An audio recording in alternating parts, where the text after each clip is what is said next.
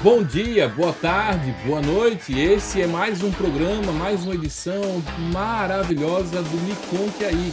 Esse podcast que faz a biografia de pessoas importantes para o cenário cristão do estado de Sergipe. Comigo mais uma vez, pastor Wellington, ele que é escritor e pastor e escreveu esse belo livro, A Luz da Reforma e as Trevas da Igreja, mais de 500 anos depois, que é muito importante você conhecer.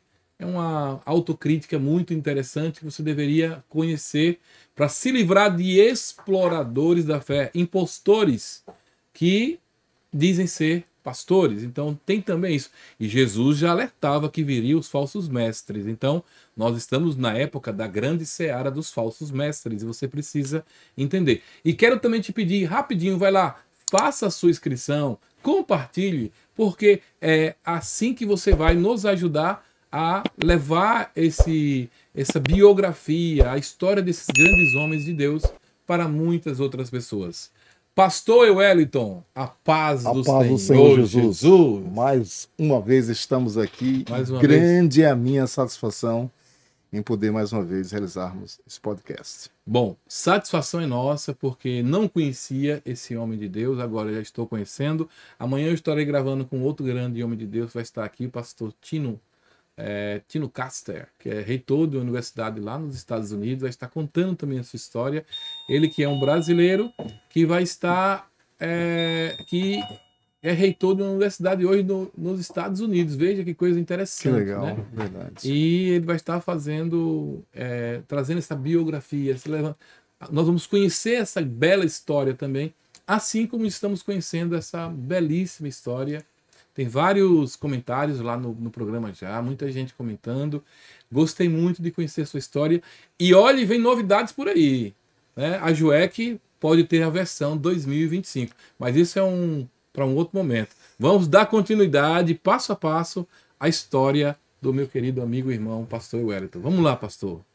Maravilha! Com certeza nós temos uma perspectiva de que teremos em breve, né, algo muito maravilhoso para anunciar em relação à evangelização, sobretudo nas escolas.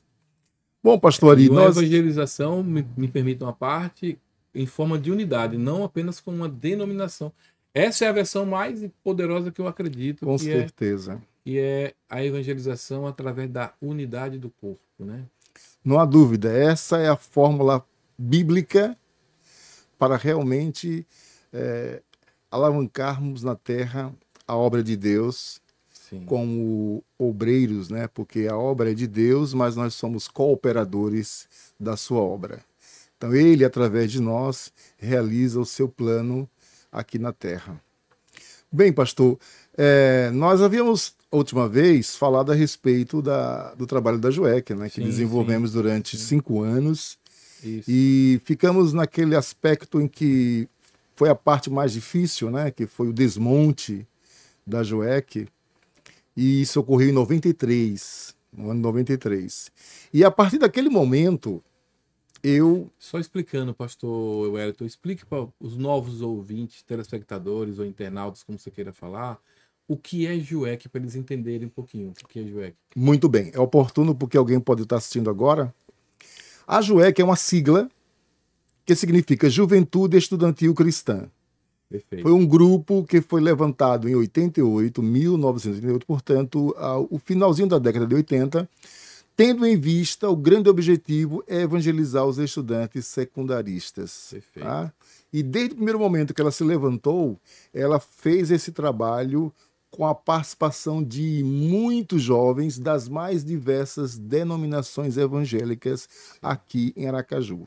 Perfeito. Esse trabalho deu continuidade, como vinha dizendo, até o ano de 93, quando, infelizmente, para quem assistiu o último podcast, já está por dentro, aconteceu aquele desmonte. Na realidade, foi um momento muito difícil para mim, porque eu atravessaria, a partir daquele momento, um grande deserto. Você imagina a gente estar em plena atividade evangelística, constante, toda semana, finais de semana, e, de repente, parar de vez. Então, foi realmente algo que impactou.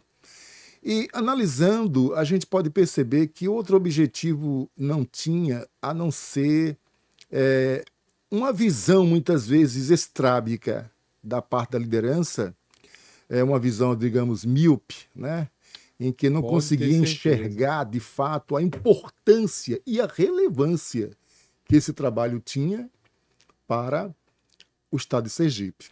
Eu digo estado de Sergipe porque não ficou só na capital. Nós tivemos outras cidades. Como eu falei, estivemos em Tobias Barreto, estivemos em Brejo Grande, estivemos em Ilha das Flores, estivemos em Itabaianinha, Socorro, São Cristóvão, Barra do Coqueiro. Então, nós tivemos um alcance que ultrapassou os limítrofes da cidade de Aracaju. Sim. E a tendência era que isso se expandiria mais, até que houve este rompimento, né? rompimento. Então, o grande objetivo, infelizmente, era em função de uma visão que, na verdade, não abarcava o verdadeiro propósito de nós fazermos a obra de Deus. E aí o fato de a gente estar reunido com outras pessoas, irmãos em Cristo, porém de outras denominações, isso não foi visto com bons olhos por parte da liderança da época. O que ocorre? Com isso... Que estranho, né? Bastante, porque na verdade isso é uma prova clara de que não há uma visão bíblica do que é o reino de Deus e como ele atua na terra. Então, é uma visão puramente denominacionalista, focada em um estrabismo que não consegue ver toda a dimensão do trabalho do reino de Deus. Exatamente isso.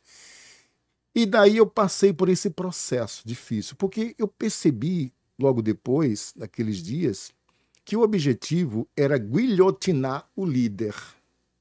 Uma vez o líder guilhotinado, todos os demais membros seriam degringolados, então, ou seja, postos por terra. Então o senhor está me dizendo que alguém que foi uma liderança pensou como o diabo pensou: ferirei o pastor e as ovelhas ficarão dispersas. A mesma engenharia. Você se apropriou agora de um versículo que retrata exatamente o que aconteceu. Exatamente isso.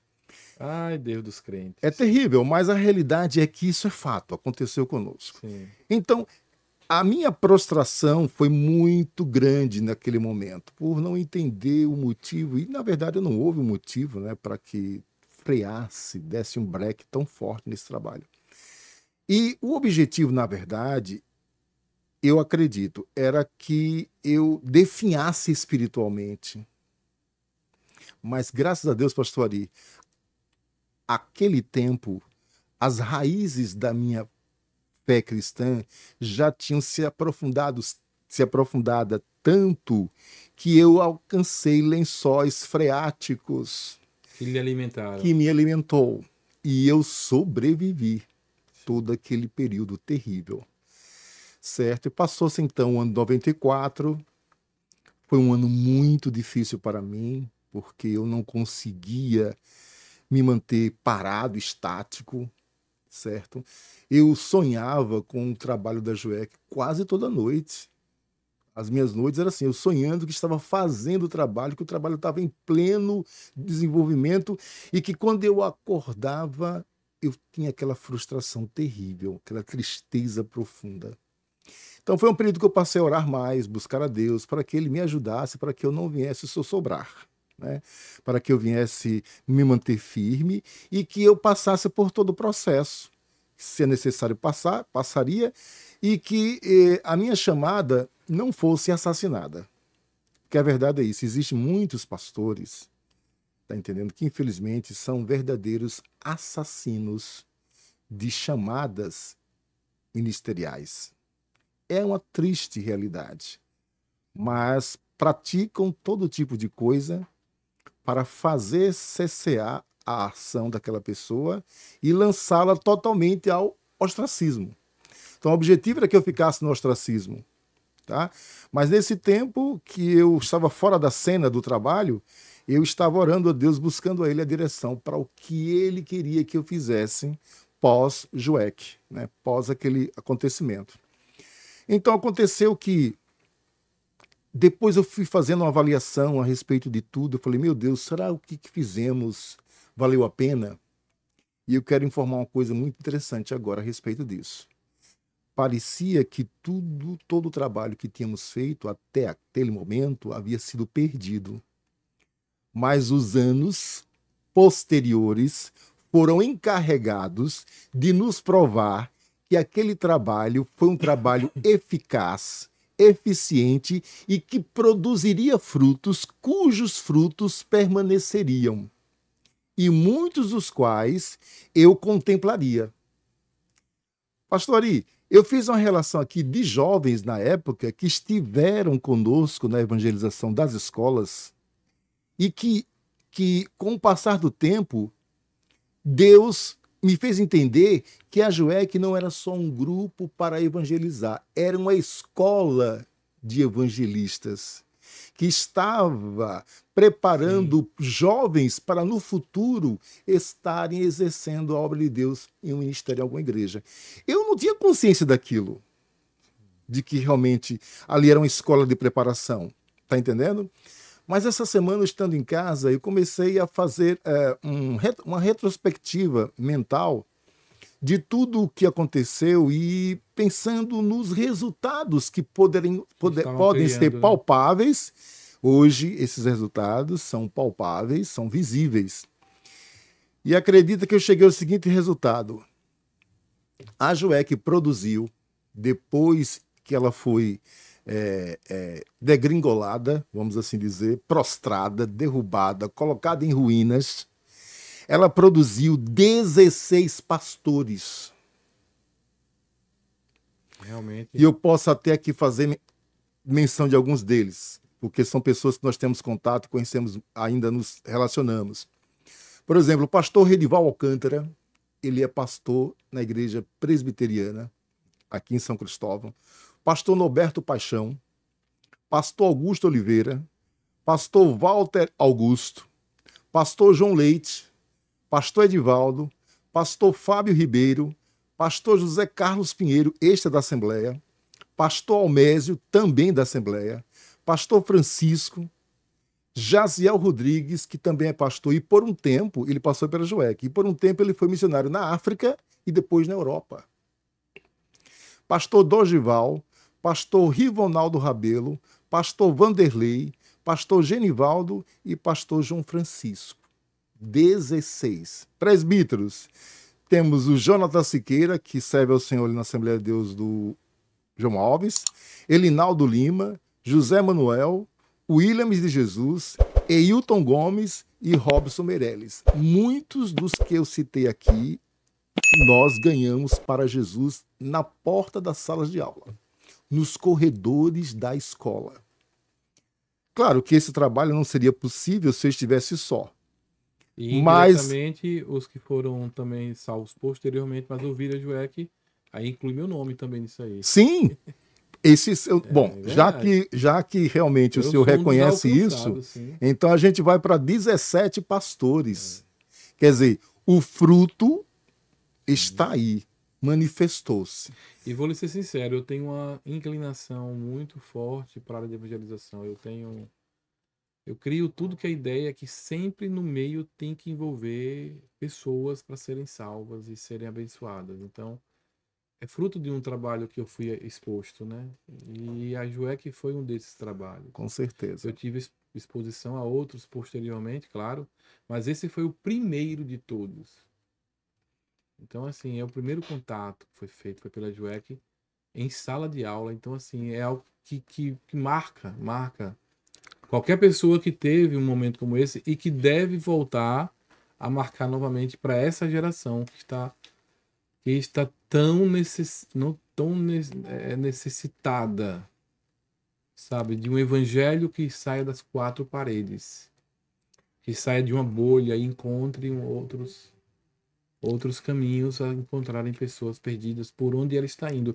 Eu gosto muito da versão hebraica desse texto, quando ela fala bem assim, a nossa, né, a versão nossa, a João Ferreira e as outras brasileiras, ela tem uma tradução que diz que ide por todo mundo, e pregar o evangelho. A versão hebraica, ela diz indo. Indo.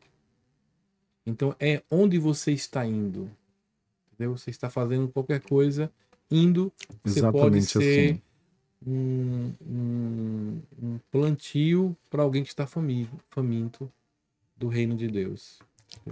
É verdade. Então, o que me deixa regozijado, posso assim dizer, que aquilo que parecia ter sido um trabalho inútil Mostrou os seus resultados e mostrou os seus resultados frutos. provando E o até hoje contrário. está fazendo isso. Exatamente. Então, temos aqui essa lista de pastores, obreiros que estão trabalhando, sem contar aqueles aos quais não chegaram ao nosso conhecimento.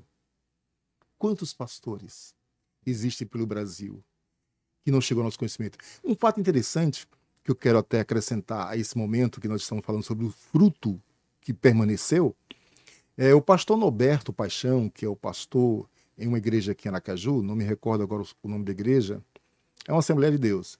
Ele disse que foi para uma convenção alguns anos atrás, em Brasília, uma convenção de pastores. E nesta convenção, uma grande convenção, ele estava presente entre centenas e centenas de pastores quando alguém bateu em seu ombro e disse assim: "Você me conhece?" Ele olhou para a pessoa e disse assim: "Não, não lembro. Não lembro o que é." "Pois eu conheço a você." "Como você me conhece?" perguntou o pastor Norberto. Este pastor então respondeu para ele assim: "Eu fui evangelizado por um grupo de jovens na escola. E lá naquela escola eu ouvi a palavra de Deus pela primeira vez. E ali eu me converti. E depois de convertido, Deus me chamou para o ministério. Hoje eu sou pastor aqui nessa cidade e estou à frente de diversas igrejas como pastor regional. E você é uma das pessoas que eu gravei na memória a sua aparência." E ele disse: "Exatamente, eu fiz parte." O pastor Norberto falou, né? "Eu fiz parte da JUEC." Ele disse: "Sim, a JUEC." E realmente nós fizemos esse trabalho. Aquele contato deixou ele quase em êxtase, dado o relato tão maravilhoso. E naquele movimento todo, infelizmente, não houve possibilidade de um contato posterior para termos nome e referência, mas foi para mim um testemunho extraordinário. Com certeza. Extraordinário. É os frutos que representam a sua caminhada, né? Ou seja, não é uma figueira onde Jesus não chega e só tem folha. Só tem folhas. Você é uma figueira que está cheia de frutos para poder entregar, que entregou e entrega ao Rei dos Reis. Então, pastor Wellington, não sei se ainda tem mais algum relato sobre a JUEC. Só para complementar, pastor Ari, isto posso dizer com plena convicção, é para a glória unicamente de Jesus Cristo. Sim. Porque nós somos chamados para ser cooperadores da obra de Deus. É Deus quem faz a obra.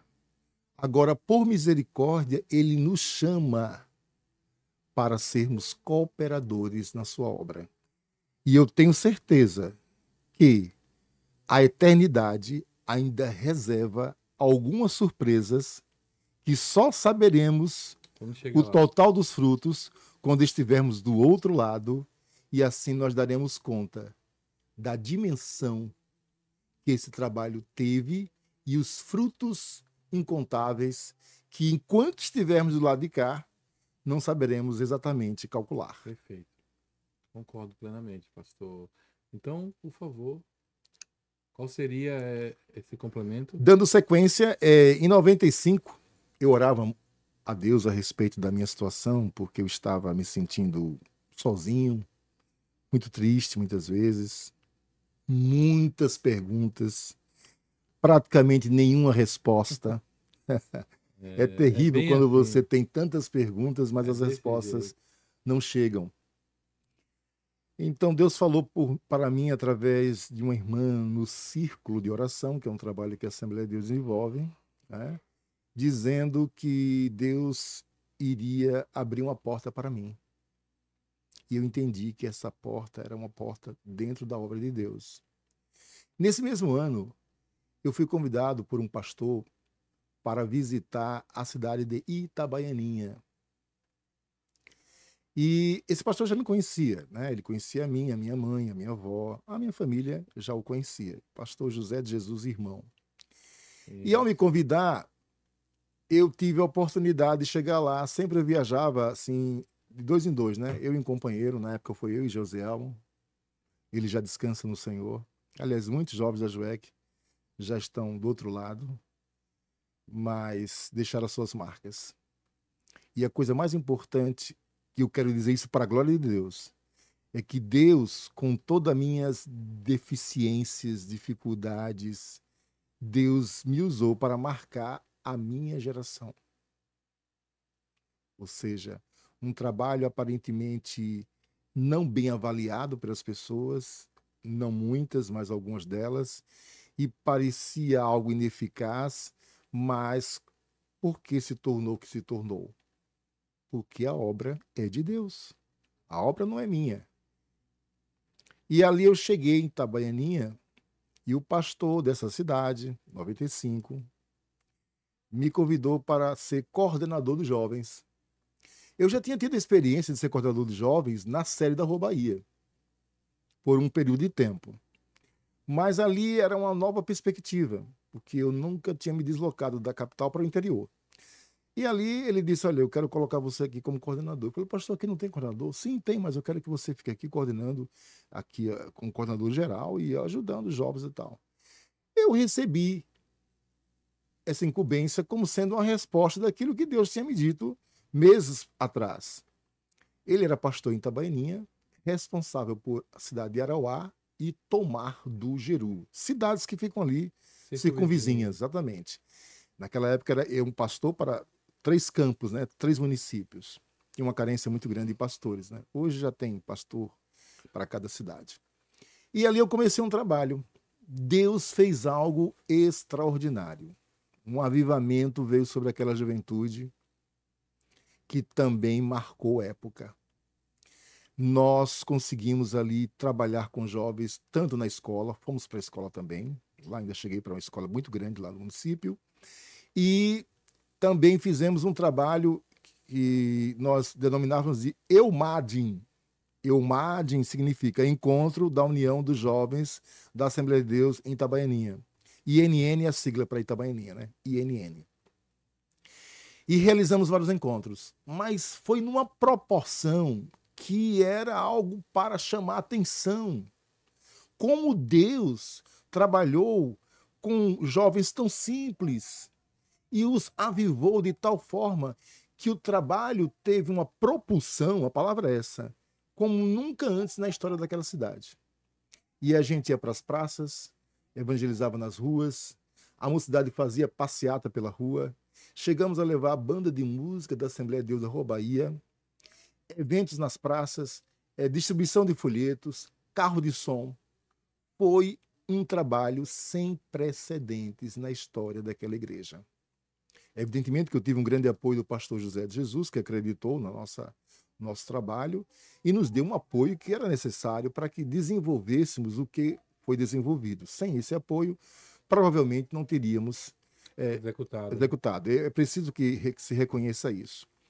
E o que acontece é que, durante esse tempo, de 95 até janeiro de 99, nós estivemos ali. Uma coisa interessante é que os cultos de jovem eram os cultos mais concorridos. E qualquer desafio que eu lançasse para os jovens, eles caíam em cima e iam fazer a obra de uma maneira extraordinária. Houve um culto que, para mim, isso foi inédito. Eu não tenho conhecimento de que isso tenha se repetido em uma igreja do porte daquela, uma igreja ainda pequena. Nós lançamos desafio para que os jovens trouxessem o maior número possível de pessoas não crentes para estar no culto.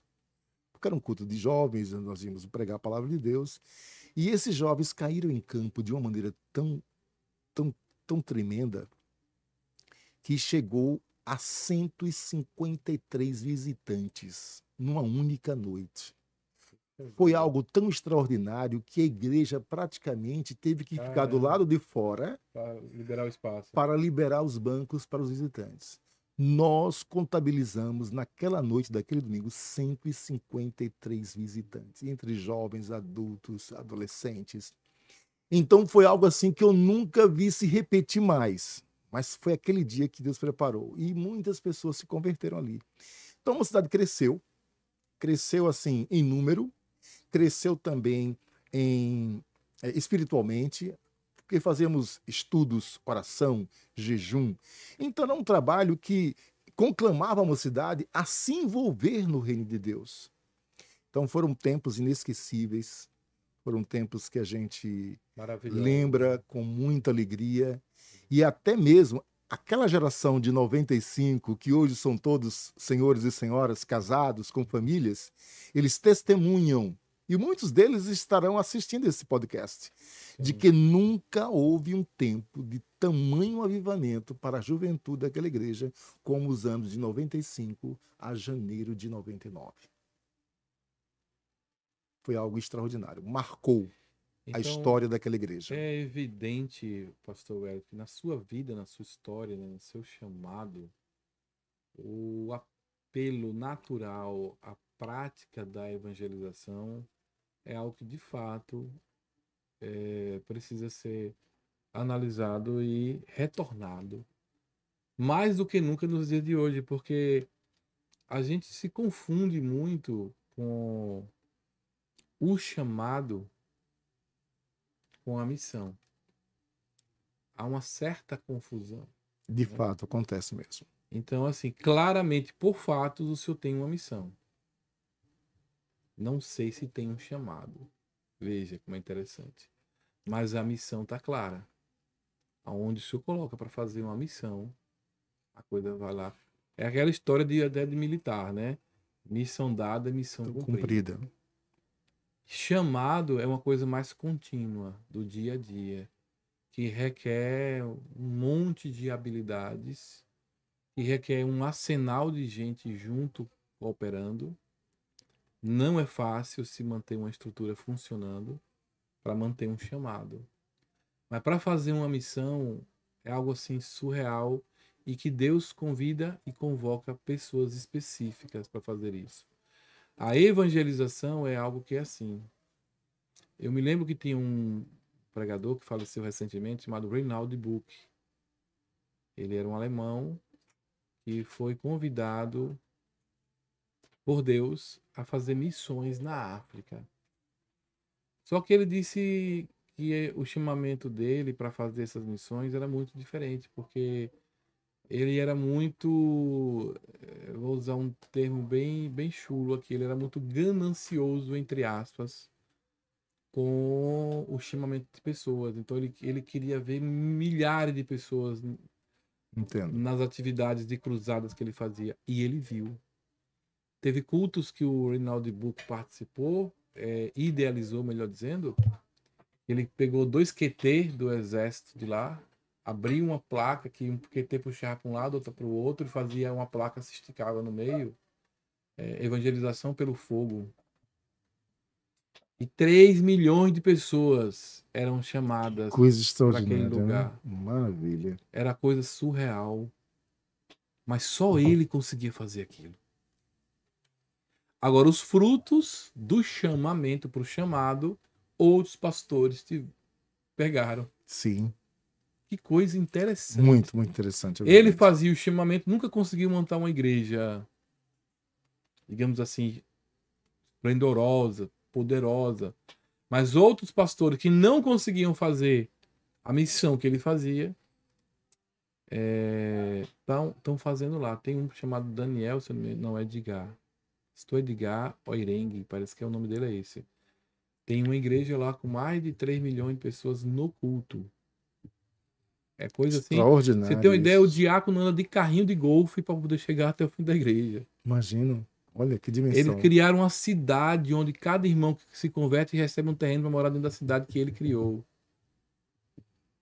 Vale a pena conhecer esse ministério, esse trabalho lá. Fica na Alemanha? Fica na África. Ah, na África. Fica na África. Sim. E é um dos frutos do trabalho que o evangelista fazia. Sim, entendi perfeitamente. Ele não conseguia fazer a igreja, mas ele conseguia fazer a missão. Exatamente, que coisa extraordinária. Então, tem pessoas que têm um feeling de Deus específico para. Na sua vida é claríssimo que a missão de evangelizar é algo que realmente precisa estar conectado com sua vida.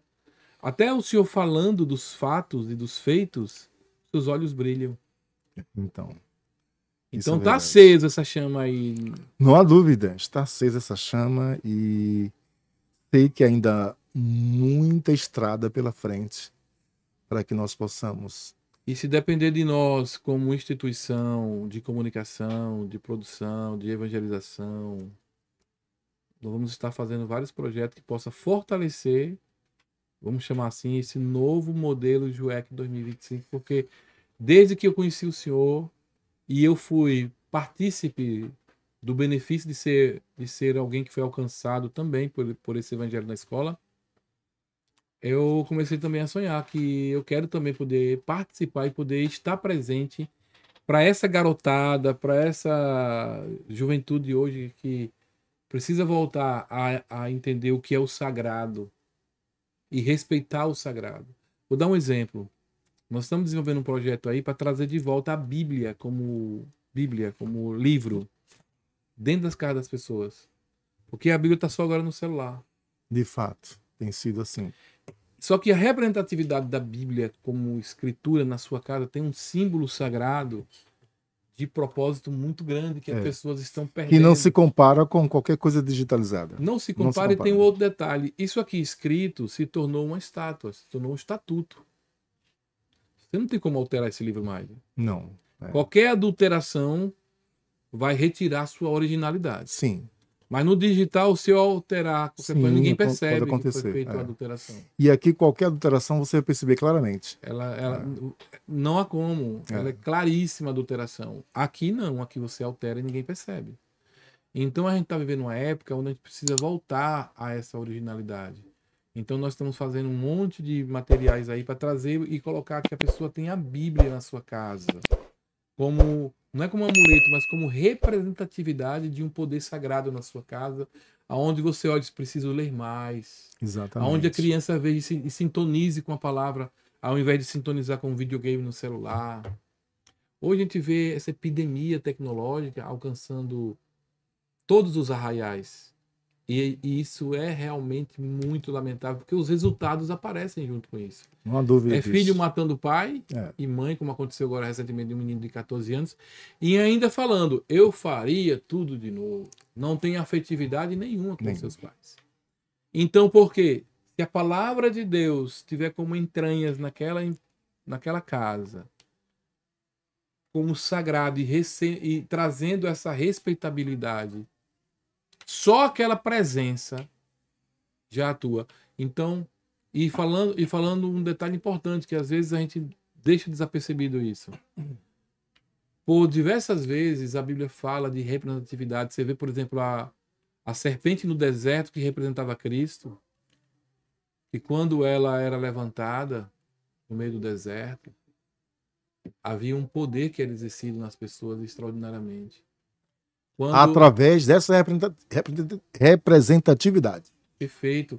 Quando foi indicado ao povo que estava preso ainda na escravidão no Egito, que passasse sangue de cordeiro nos umbrais da porta, outra representação que fala que o anjo da morte não entraria naquela casa que tivesse aquela representação ali do sangue do cordeiro. Então, assim, a gente precisa entender como é que eu sou um cristão e minha casa não tem nada que representa Cristo.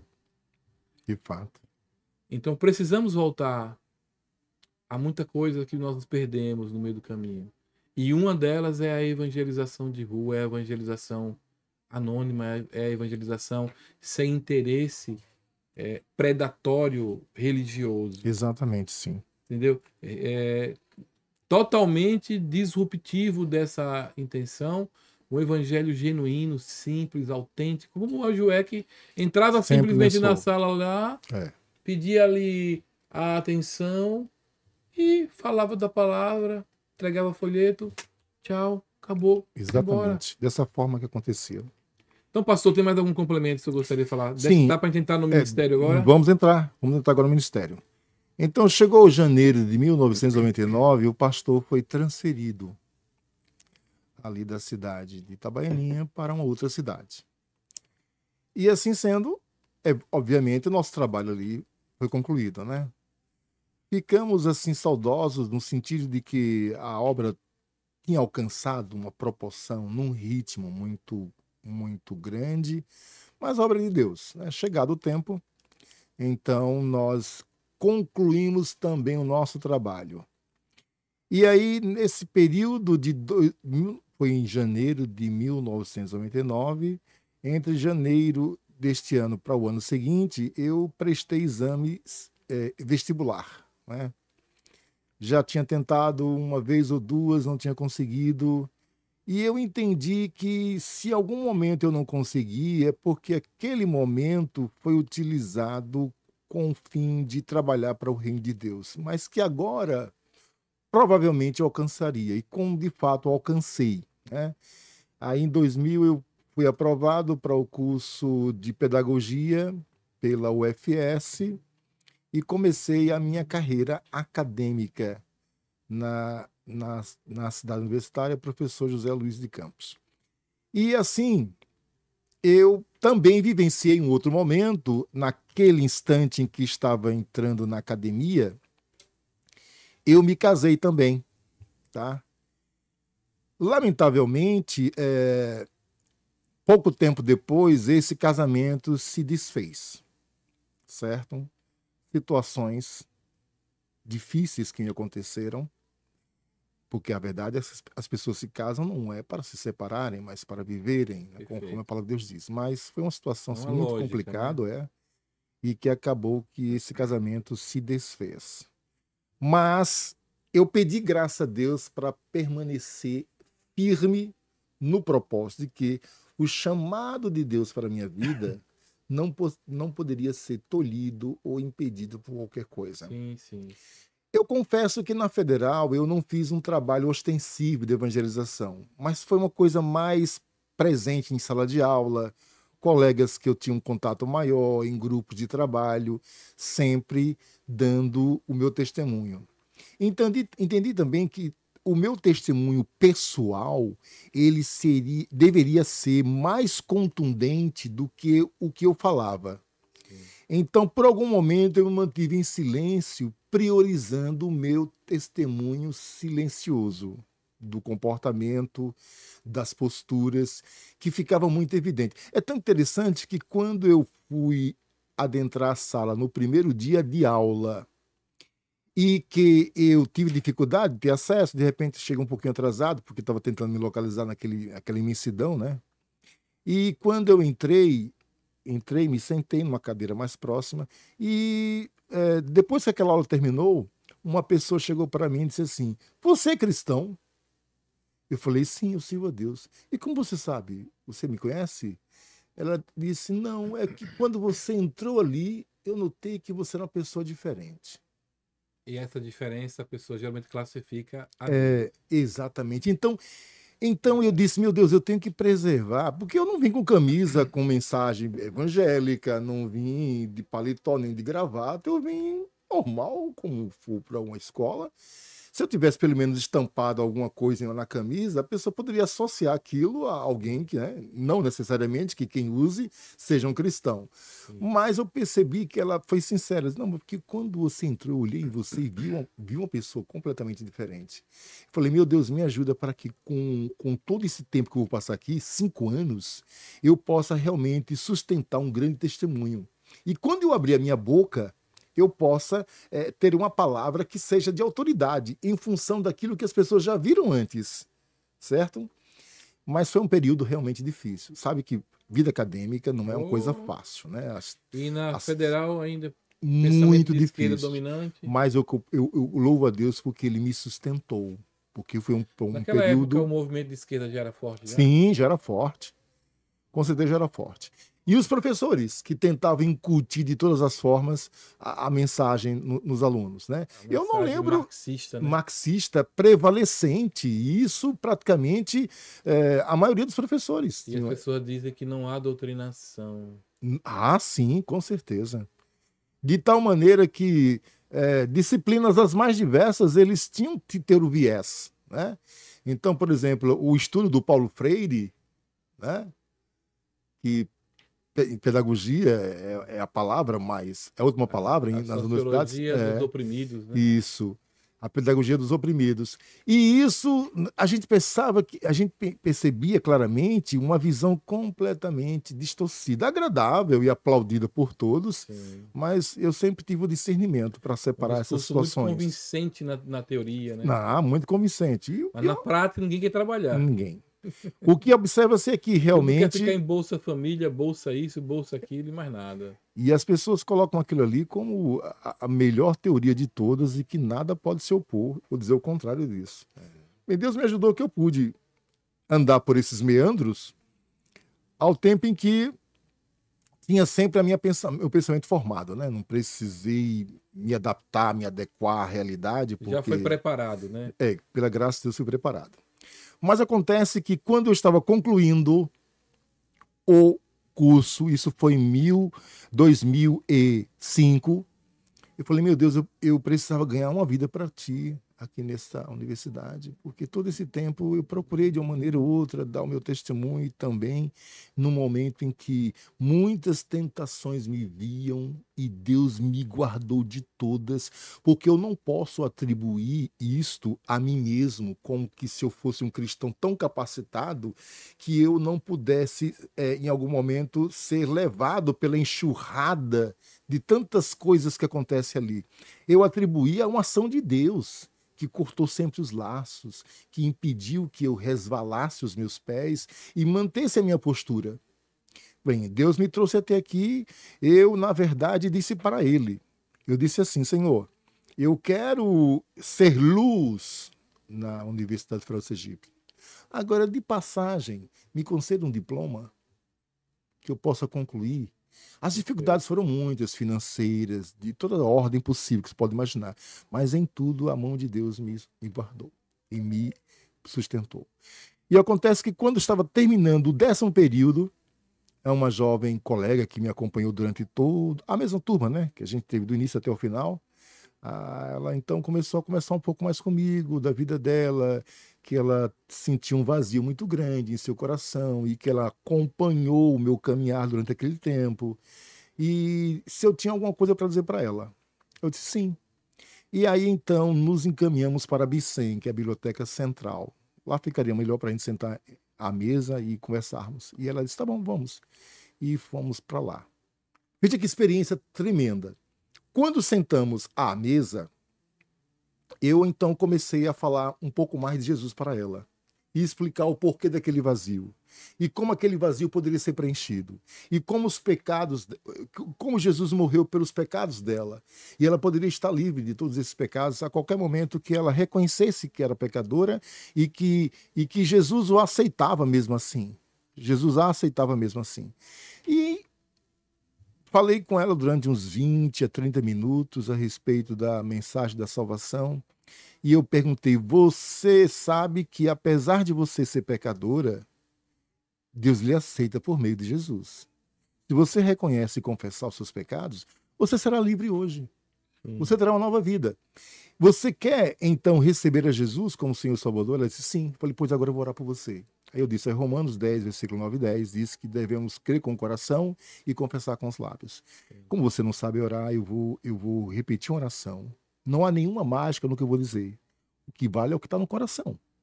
Você repete com fé em Deus, crendo no sacrifício expiatório de Cristo, e você será salva aqui dentro dessa biblioteca, no lugar que estamos cercados por muitas pessoas aqui em volta. Só tínhamos nós dois, numa grande mesa. Aí ela disse, então quero fazer essa oração. Eu disse, feche os seus olhos. E eu comecei a falar e ela começou a repetir as palavras que eu estava dizendo. E depois, enquanto eu orava, eu também mantive em algum momento meu olho aberto, observando assim, ela manteve-se com os olhos fechados, mas de vez por outra estava olhando assim. Em dado momento, eu percebi um movimento que ela fez. Ela estava nessa posição, como eu estou aqui agora, e eu aqui na cabeceira, me lembro exatamente como se fosse hoje, e de repente ela que estava assim com a cabeça baixa, concentrada, olhos fechados, ela tomou uma atitude rápida, inesperada. Ela voltou-se assim, olhou para trás, fechou os olhos e retornou. Quando eu disse amém, eu disse, como se sente? Ela disse, estou livre. Eu me sinto uma pessoa diferente agora. Eu falei, o que houve que você se movimentou? Ela disse, o fardo que estava sobre as minhas costas foi tão real que eu senti como caísse. E eu tive que olhar para trás para perceber se era ou não real. Porque enquanto eu orava por você, um peso enorme que estava sobre mim desabou por trás dessa cadeira. Eu falei, foi todo o fardo de pecado que você trouxe até hoje. Ela disse, eu tive essa sensação agora. E foi tão real, tão autêntica, que eu tive que abrir os olhos para dar uma olhada. E ali, Jesus salvava aquela jovem senhora, porque já era mãe de filhos, né? E eu fiquei muito feliz pelo testemunho dela. Ela começou a testificar de Jesus exatamente depois que eu terminei, dizendo que se sentia uma outra pessoa, que todo o peso que estava sobre ela, ela já não sentia mais nada.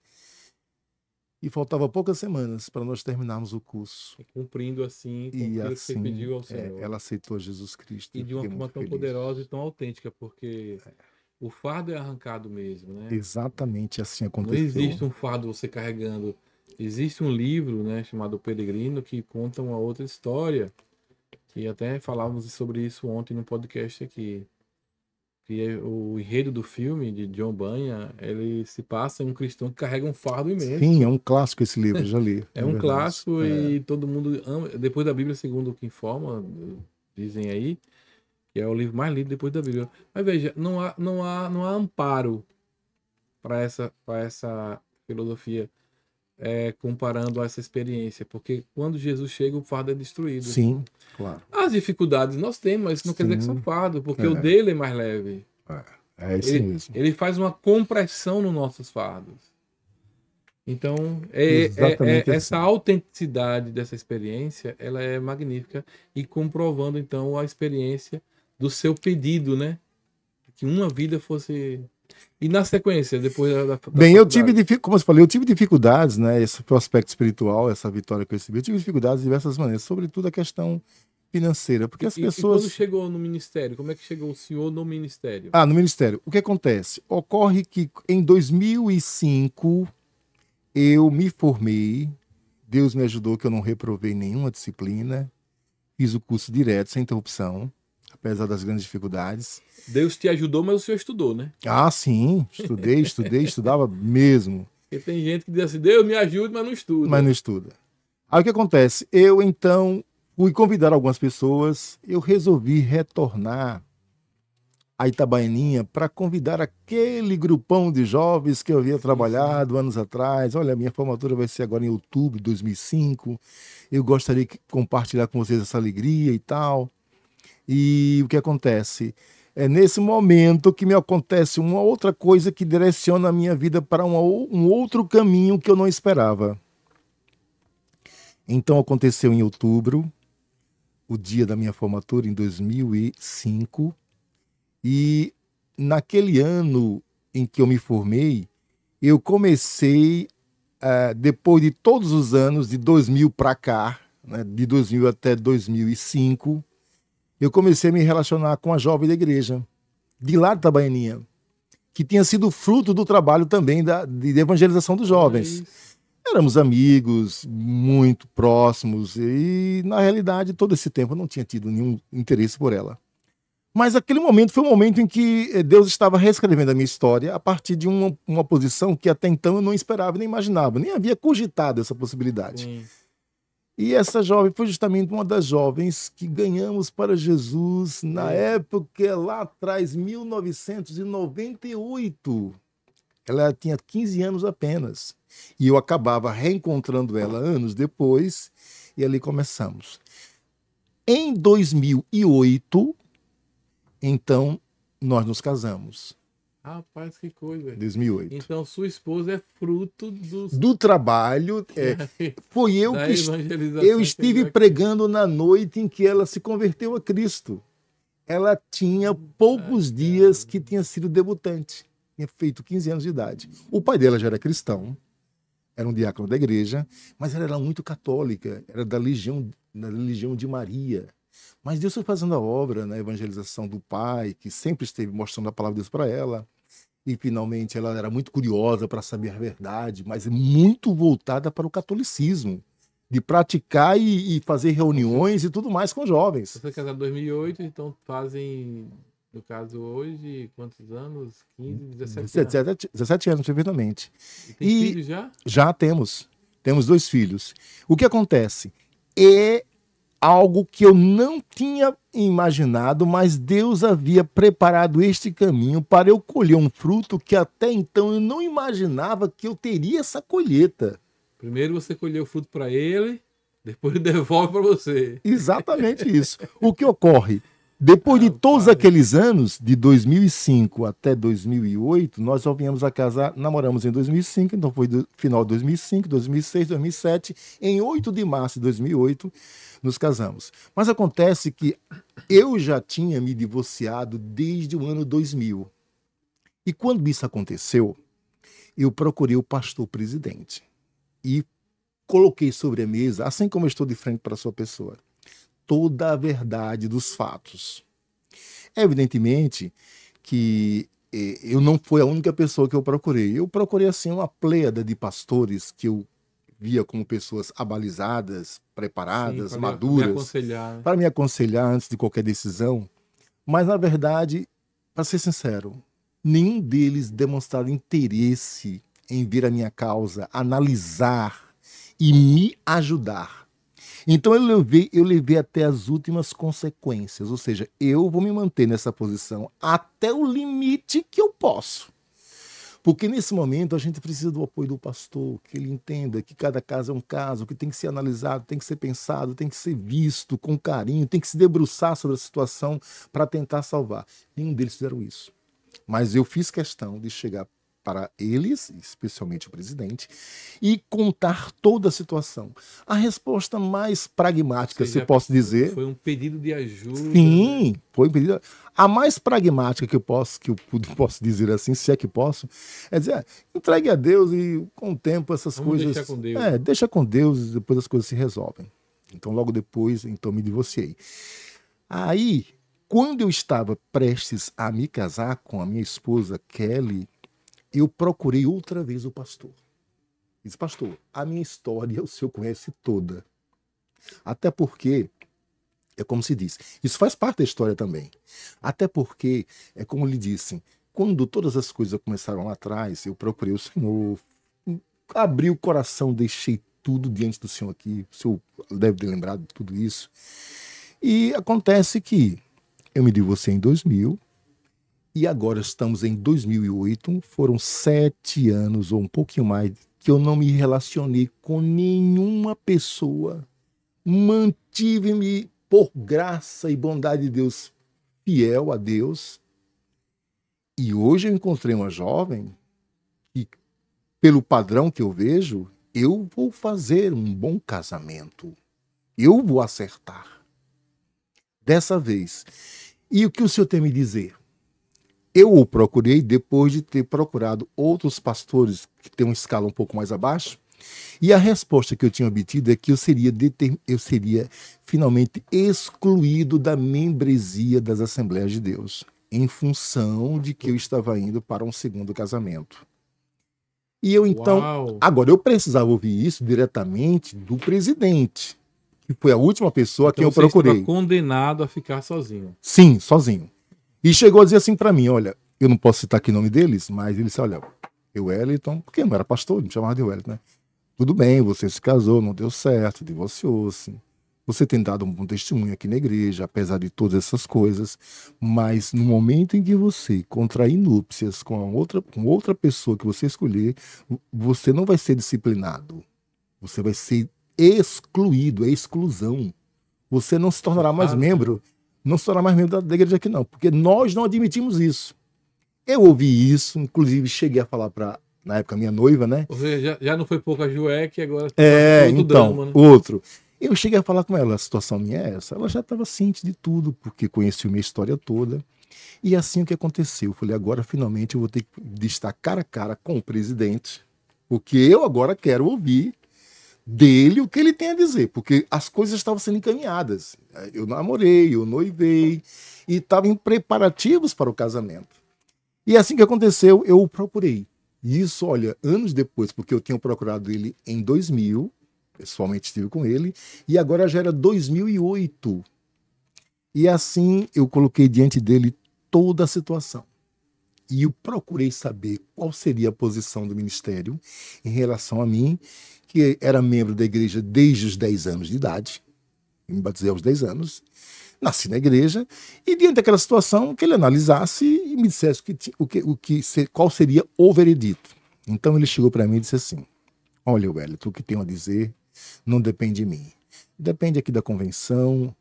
Aí citou também a Convenção Geral de Pastores, né? Embora eu soubesse que Convenção Geral, na Assembleia de Deus, é convenção de pastores, não é convenção de igrejas. É uma convenção para pastores. E ele disse assim, o veredito foi esse, segundo as normas da igreja, que é aplicada a qualquer membro, a partir daquele momento em que eu me casasse com essa jovem, eu estava definitivamente excluído do rol de membros da Assembleia de Deus em Sergipe. Trocando em miúdos, nunca mais eu tornaria a ser membro da igreja em que eu nasci e vivi. E trabalhei ali por tanto tempo. Falei, pastor, diante da certeza que eu tenho hoje, que eu estou dando um passo certo, que eu escolhi uma pessoa certa, uma pessoa de Deus, uma jovem que, embora muito nova, com 22 anos de idade, mas tem um bom testemunho, conheço a história da conversão dela até os dias de hoje, eu vou seguir em frente. Aí então eu me levantei e disse, olha, quero lhe pedir perdão por durante todos esses anos alguma coisa tenha feito que o Senhor não tenha se agradado, porque nós somos humanos e cometemos erros. Eu quero sair daqui em paz.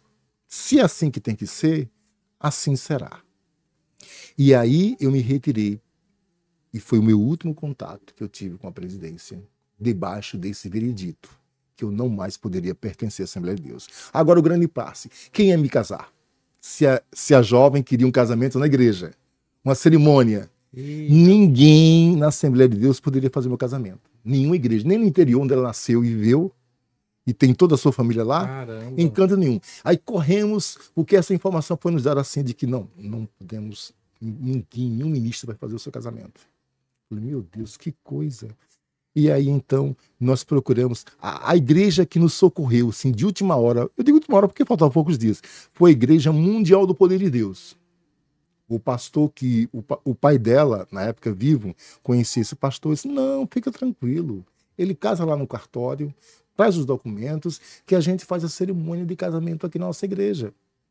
E assim, eu pude realizar o meu sonho, e principalmente o dela, né? De uma cerimônia de casamento bonita, e que foi realizado por um pastor que eu só vi uma única vez e nunca mais o vi. Ele saiu de Aracaju, lá tem uma congregação da igreja, com certeza. Então ele arrumou o salão, pintou, deixou tudo arrumado, especialmente para esse casamento. E o casamento aconteceu. Então me casei no dia 8 de março de 2008, portanto, no Dia Internacional da Mulher. Isso. Certo? E aí eu venho para Aracaju. Quando eu venho para Aracaju, feliz por ter me casado, por estar amando uma jovem que realmente era uma jovem, e é uma pessoa de Deus, mas sem pastor, sem aprisco. Meu coração vazio. Meu Deus, para onde vou? Eu não posso ir mais para a Assembleia se não me querem mais lá. Eu não conheço ninguém da Batista. Teve um domingo, pós-lua de mel, que ficava tão desesperado que eu saía com ela pelas ruas, à procura de uma igreja, dia de domingo pela manhã, para ver se a gente conseguia entrar na igreja e aliviar aquela situação que era tão dolorida, tão latente dentro da gente, entendeu? É como se tirassem sua cidadania, né? Exatamente. Aí a gente chegou aí algumas vezes para o culto da Igreja Mundial do Poder de Deus. O pastor sempre nos recebeu bem, nos abraçou e tal. Um outro momento parece que fomos na Igreja Verbo da Vida, mas sentindo-se como um peixe fora d'água. Pronto. Exatamente isso. Um peixe fora d'água. Até que neste ano o pastor Genivaldo Leal, que fez parte da JUEC, tinha aberto o ministério da Assembleia de Deus, Ministério Nova Dimensão, em Feira de Santana. Ele que havia passado um bom tempo em Santos, São Paulo, veio de volta, estabeleceu-se em Feira de Santana e abriu ali um ministério.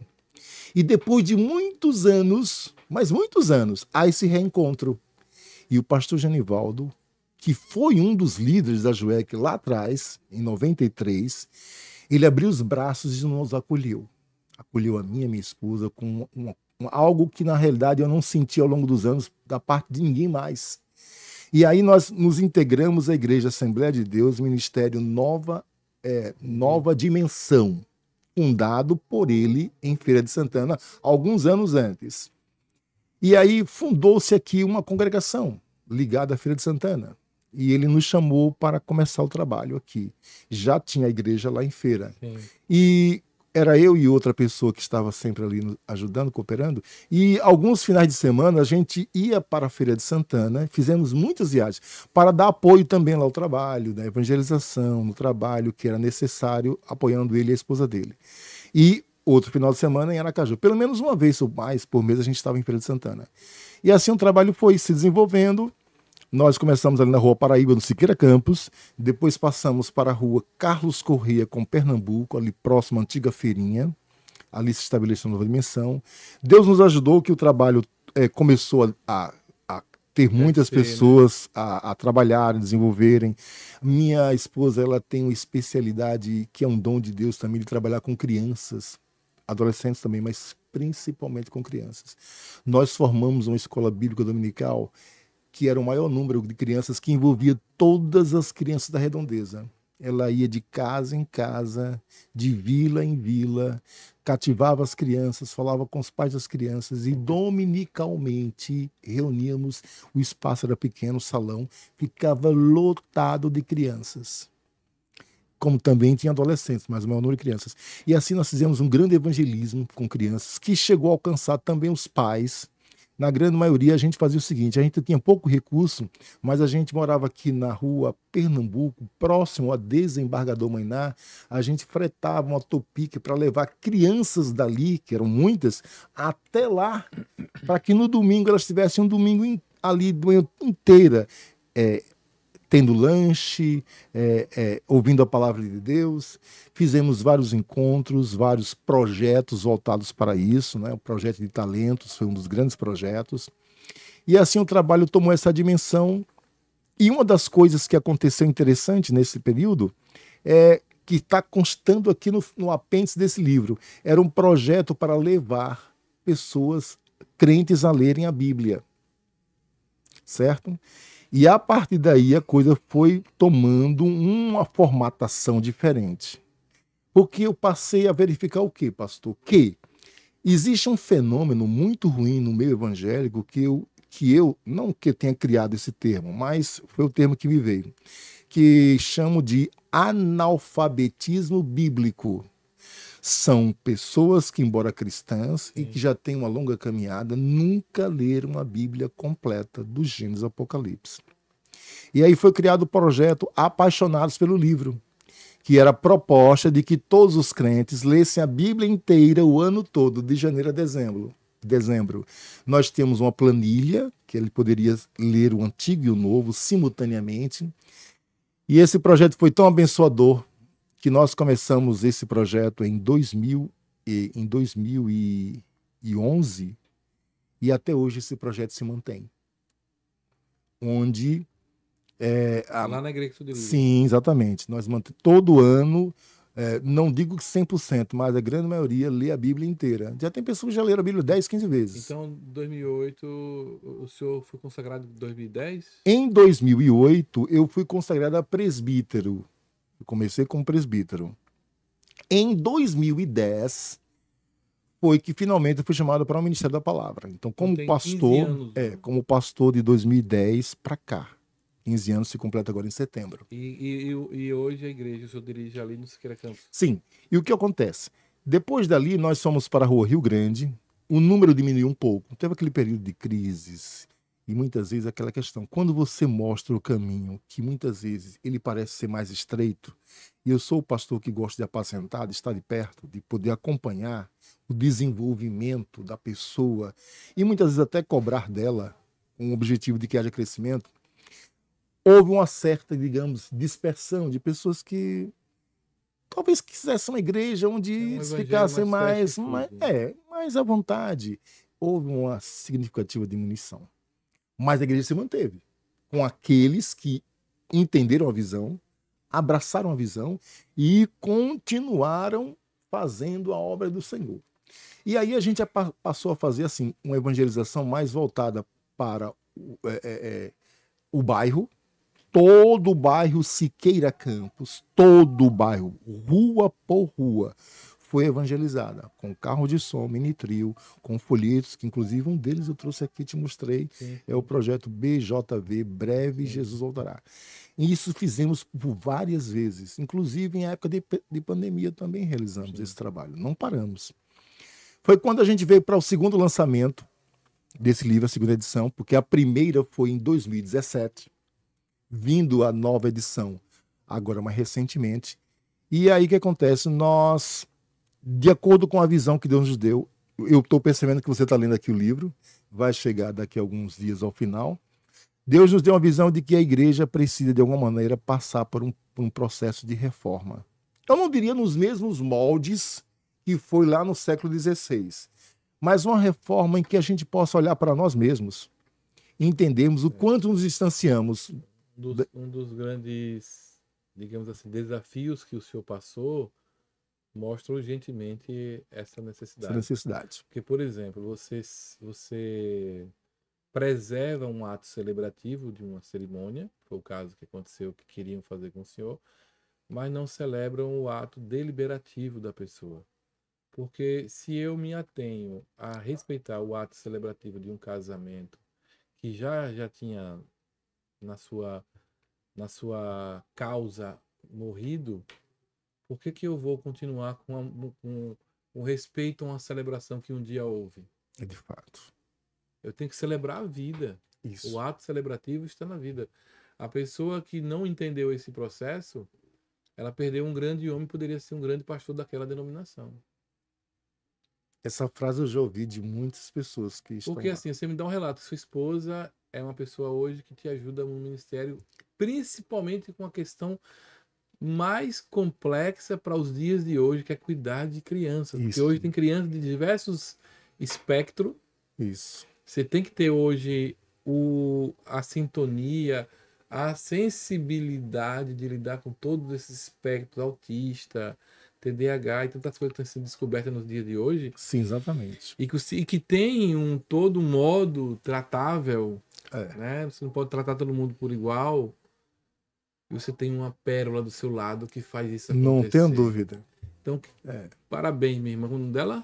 Kelly Cristina. Parabéns, irmã Kelly Cristina. Deus abençoe. Isso é uma bênção na mão do Senhor. E continue fazendo isso, porque cuidar de criança é cuidar do futuro da igreja. Sim, Por que hoje eu trabalho na área de consultoria e uma das coisas que mais me chamou a atenção é que no período de 2017 eu trabalhei um período no Congresso Nacional, lá no Senado Federal, e a preocupação com a ideologia de gênero na época já era muito forte, que hoje está tomando conta de muita coisa, pessoas virando animais, querendo ser igual a animais e coisa parecida, casando com tecnologia. Agora vem o bebê reborn aí que apareceu aí.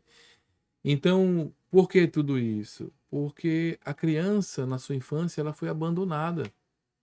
Um dos grandes motivos hoje é que o inimigo não está mais se preocupando com a confusão das religiões. Ele não está mais atento a isso. Ele já gerou a confusão. De fato. E deixou todo mundo lá rodopiando nessa confusão. Ele está hoje voltado para as crianças. Porque é simples. Eu um dia fazia uma palestra numa Câmara de Vereadores de uma cidade daqui de Sergipe. E eu tive o ímpeto de perguntar a um vereador: vereador, é uma pergunta apenas, não se ofenda com o que eu vou lhe perguntar. Mas o senhor teria coragem de ter uma relação sexual com seu filho de 5 anos de idade? E ele se apavorou com aquela pergunta. Disse: Deus me livre de uma hora dessa, fazer um negócio desse. Eu digo: sabe por que o senhor falou Deus me livre de uma hora dessa? Porque a sua mente foi preparada para entender que um pai não tem uma relação com o filho de 5 anos de idade. Mas vamos agora ao contrário. E se eu perguntar ao seu filho de 5 anos de idade: o senhor conseguiu compreender o perigo que nós estamos correndo hoje? Porque nos 5 anos de idade, uma criança, ela não tem seu psique formado. Se um adulto chega para uma criança e diz: olhe, você pode transar com seu pai, você pode transar com sua mãe, qual a defesa que ele vai ter? Nenhuma. Então ele vai dizer: olha, é mesmo, eu posso amar meu pai, eu posso amar minha mãe de maneira erótica. Porque ele não tem defesa nenhuma. Então o inimigo, ele fez o quê? Ele está mirando nas crianças. A ideia do sexo fluido. Você pode ser homem, você pode ser menina, você pode ser menino. Quando você quiser, você volta. Gente, é construir uma desgraça para a mente de uma criança que amanhã, no futuro, ela vai dizer assim, em uma idade que o psique está em formação, ela não vai se entender. E aí onde vem as experiências, as práticas, e ela vai dizer assim: é bom, então eu posso ser homem, posso ser mulher. E a família está destruída. Então quando você vê uma pessoa que se preocupa com crianças e dá amor a elas na igreja, cria espaços para ela. Atenção, pastores, cria espaços para grávidas. Não existe espaço para grávidas na igreja, por exemplo. As grávidas não têm atendimento preferencial em uma igreja. Então essa reforma que o senhor está falando, ela é altamente necessária. Sim, porque essa reforma ela tem que ser até diária. Porque a autocrítica vai nos levar a cada vez melhorar. Porque ninguém sabe o mapa da mina. Nós estamos com pessoas que precisam cada vez mais da presença do Espírito Santo, né? Para fazer com que nós sejamos usados de diversas formas. Acabei de falar, o senhor tem um chamado, mas o senhor também tem uma missão. Então, em função do chamado, eu não posso abandonar a missão. Exatamente. Não posso também abandonar o chamado por causa da missão. Eu tenho que fazer os dois. Então, parabéns, irmã Kelly, e parabéns de você não ter ficado debaixo dessa... Aliás, o senhor quis até ficar. Sim. E graças a Deus que não deixaram. Exatamente. O senhor hoje tem que agradecer a essas pessoas. Sim, claro. Olha, eu louvo a Deus pela esposa que ele me deu. Ela é psicóloga clínica. Trabalha com pessoas de diversos estados do Brasil, atendendo online. Olha aí. E como ela identifica-se como psicóloga cristã, a procura é muito grande. É uma demanda que muitas vezes ela não pode dar conta. Com a epidemia de dores emocionais que está tendo. E não só e muitas dessas pessoas são pessoas evangélicas que não querem se abrir para um psicólogo que não professe fé cristã. Então, aproveitando o ensejo, pastor Wellington, eu vou fazer um convite, já que a diretora está ali sentada ouvindo, porque tem muitas pessoas do nosso instituto aqui que a gente precisa de atendimento de, sim, né, principalmente crianças atípicas, se ela puder tirar uma horinha de vez em quando para dar um atendimento, até online mesmo, pode ser. Sim. Para poder ajudar as nossas mulheres e mães atípicas, que nós temos muitas aqui. Certamente ela pode. Até porque, como psicóloga cristã, é melhor 1 milhão de vezes. Com certeza. Ela é técnica em enfermagem no HU, né, e trabalha no setor de psiquiatria do hospital. É uma área difícil, mas Deus tem usado ela para trabalhar nessa área ali, psiquiatria. Ela é preparada para a batalha e para a guerra. Exatamente assim. E na igreja... Tem que idade? Oi? Tem que idade, seus filhos hoje? Eu tenho a Radassa com 12 e tem o Samuel que vai fazer 11. Olha isso. E tem a minha mais velha, do primeiro casamento, que é a Carol, né? Que eu falei no outro podcast, que tem 23. Fez 24. Agora, recentemente. Então, através dela, nós criamos a Escola Bíblica Comunitária. Agora, não estando nós mais no Ministério Nova Reforma, estamos na Assembleia de Deus, Nova Dimensão, estamos agora no Ministério Nova Reforma. Com base nesse pensamento, nessa visão, que foi ampliada a partir do momento que eu reescrevi este livro aqui. Entendeu? Da necessidade da reforma. Isso. Da Inclusive, contínua reforma. Exatamente isso, a contínua. É bom destacar isso. Nós temos na entrada da igreja, do local que a gente se reúne, porque não temos um templo próprio, mas um salão que alugamos. Um grande banner com mais de 2 metros, que está escrito assim: perdoe-nos nossas falhas e imperfeições. Estamos em reforma. Que legal. Espero um dia conhecer e estar lá com o YouTube. Está convidado desde já. Desde já. Agora veja, pastor, Deus, ele espera que cada um de nós tenhamos também amor e misericórdia. Porque eu devo tratar a sua pessoa como eu gostaria de ser tratado. Claro que Jesus conhece as nossas falhas e ele, como ninguém, sabe o que é padecer, porque ele padeceu também. A Bíblia diz que em tudo foi tentado, porém sem pecar. Então, muitas vezes, nós, apesar de tudo, a gente sabe que Deus tem... Eu diria uma frase que você falou aí: ele não padeceu também, foi só ele que padeceu. Exatamente. Foi só ele, porque, na verdade, a vida que nós temos não é padecimento. A gente colhe os frutos do sacrifício dele. Né? Exatamente assim, porque correto. Ele foi quem padeceu. Eu nunca vi alguém primeiro nascer num coxo de boi. O mais pobre que tenha sido. De fato. Só vi Jesus. Só Jesus. Não vi alguém sendo torturado como ele foi torturado. Não vi alguém ser esmagado como ele foi esmagado. E mesmo assim, ter o altruísmo de assim: Pai, perdoa.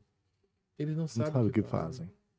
Então a gente, na verdade, eu vejo muitos cristãos falando: é difícil ser crente, difícil ser crente. Mano, difícil é estar torturando-se todos os dias na mesa de um bar. De fato, é mesmo. Porque isso é tortura. Difícil é estar servindo a deuses estranhos que não falam, que não ouvem, que não lhe dão refrigério. Isso é difícil. 2 coisinhas mais eu tenho a falar. Quando eu falo da misericórdia, depois de ter servido a Deus durante todos aqueles anos, na verdade eu não servi a homem, eu sirvo a Deus. Sim. E talvez essa questão muitas vezes nem todas as pessoas conseguem entender. Não é? Mas a gente vê lá no livro de Atos.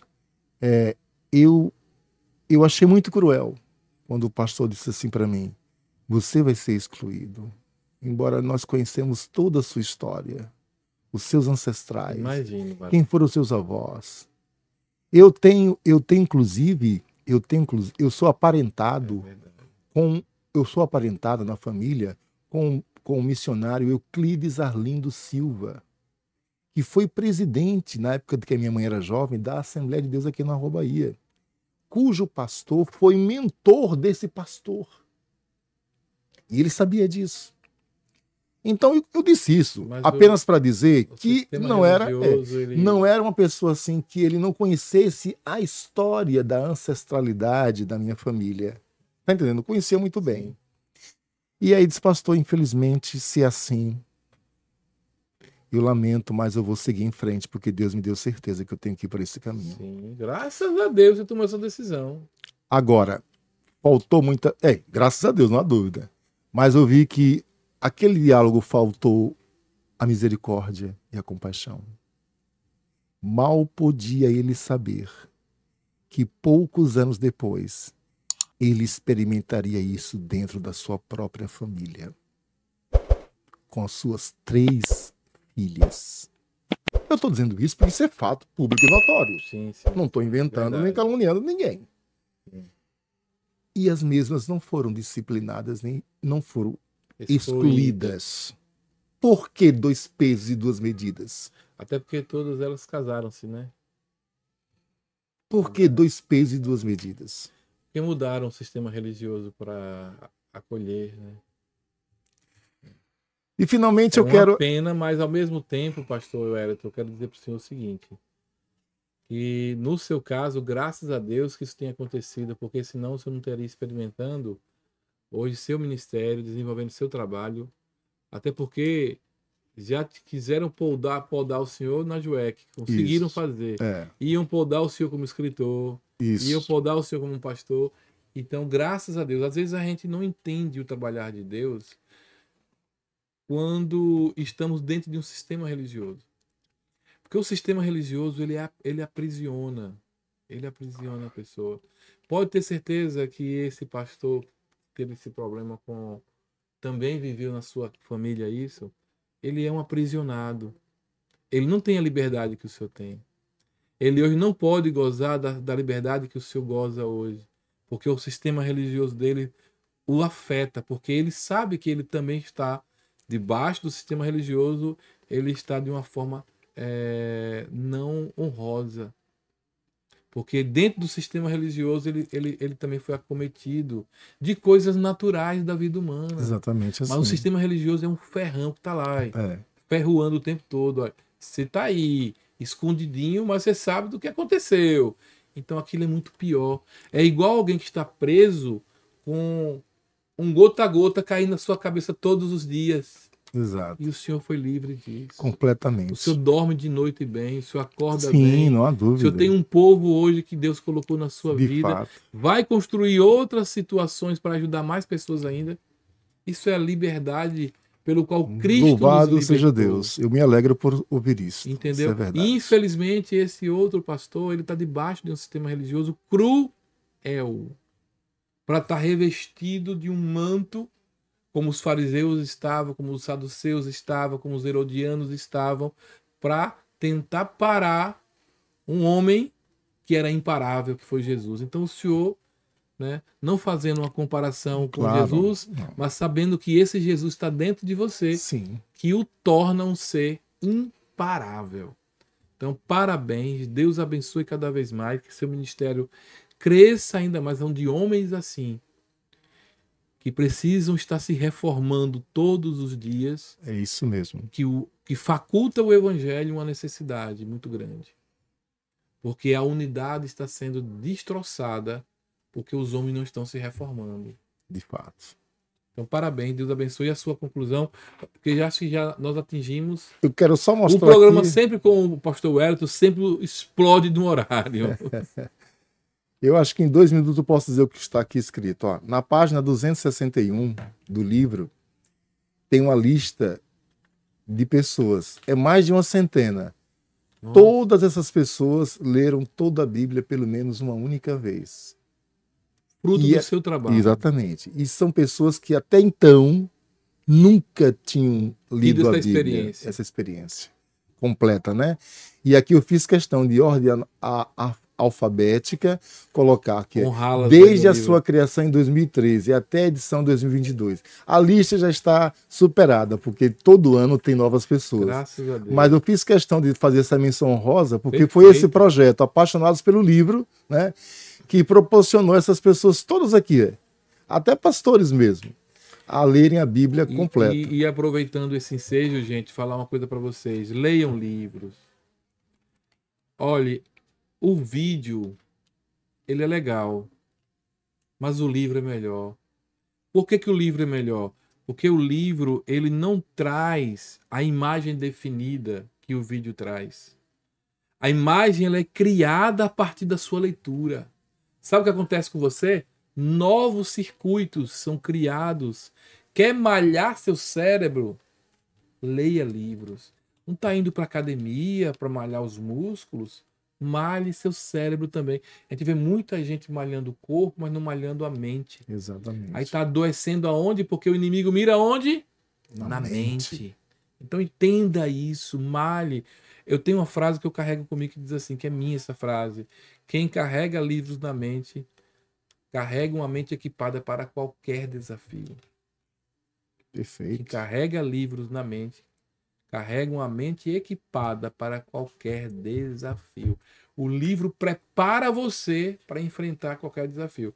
Mas a imaginação criada pelos conteúdos não gera, porque só gera imaginação. Na hora que você precisa, você não tem circuito sendo criado. De fato. Então leia livros. De preferência, já compre esse livro.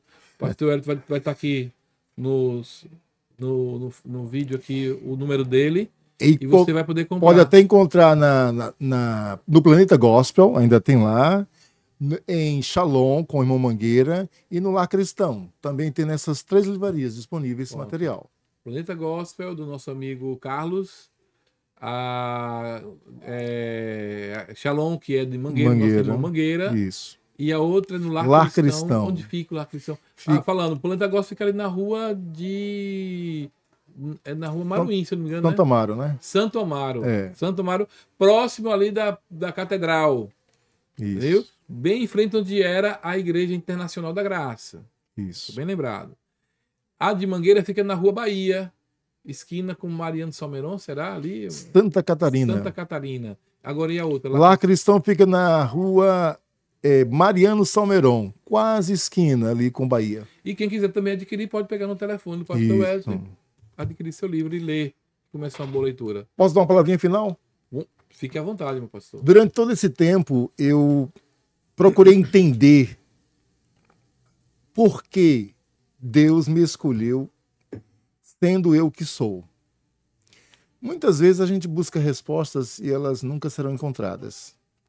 Mas Deus muitas vezes nos surpreende, permite que passemos por processos, mesmo que não entendamos por completo, para mais na frente dizer que a capacidade que temos não vem de nós, vem de Deus. E que Ele que nos usa do jeito que somos, do jeito que Ele nos fez, da forma como somos.